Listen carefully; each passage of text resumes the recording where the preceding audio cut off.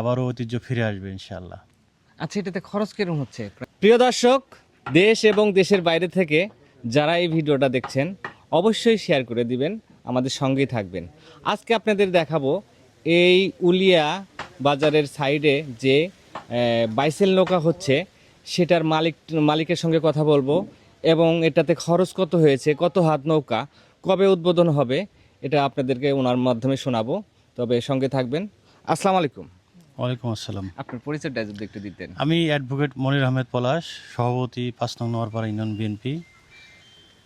আমাদের এই গ্রাম বাংলার ঐতিহ্যবাহী এই বাইসেল নৌকাটা দীর্ঘদিন আমাদের, যেহেতু আমরা যমুনা নদী পাড়ে থাকি, আমাদের এই এলাকায় দীর্ঘ প্রায় ৬০ বছরের ঐতিহ্য।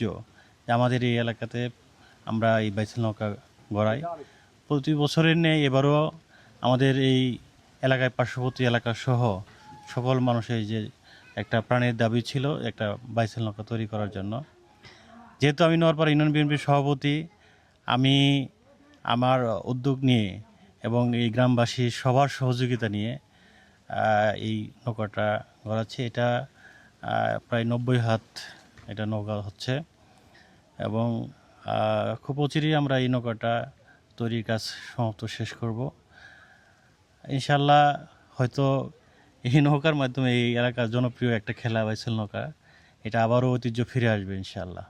আচ্ছা, এটাতে খরচ কিরকম হচ্ছে? প্রায় ৯০ হাত নৌকা। ৯০ হাত নৌকা প্রায় মিনিমাম প্রায় ৭ লাখ টাকার above খরচ হচ্ছে আর কি। আচ্ছা, এই যে বাইসেল নৌকা, এটাতে কি কাঠ দিছেন? কি কাঠ? আমরা বাইসেল নৌকা এটা বেশিরভাগই এই পায়ে কাঠ, এর সাথে আবার কিছু গজারি কাঠও আছে। আমাদের সেই শেরপুর অঞ্চল থেকে গজারি কাঠ নিয়ে আসা হয়েছে।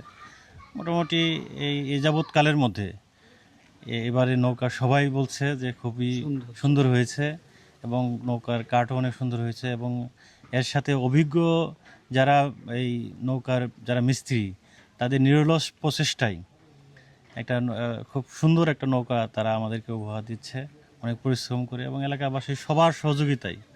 এখানে সার্বক্ষণিক অনেক লোকের সমাগম হয়, এবং দেশে আপনাদের মাধ্যম দিয়ে বিদেশেও এই নৌকাটার প্রচার হয়েছে অনেক, এবং সবাই খুব উৎসব মুখরভাবে তাকিয়ে আছে কবে আমরা নৌকাটা পানিতে ভাসাবো। সবাই এই উদ্দীপনা নিয়ে আছে। ইনশাল্লাহ সবার সহযোগিতা নিয়ে আমরা খুব অল্প সময়ের মধ্যে ইনশাল্লাহ এই নৌকাটা কাজ শেষ করে নদীতে নিয়ে যাব ইনশাল্লাহ। ধন্যবাদ আপনাকে। ধন্যবাদ আপনাদেরকে। আপনারা যারা আসলে অনেক সাংবাদিক আসেন, আমি অনেক সময় দিতে পারি না, তো আপনারা আসছেন, খুশি হয়েছি।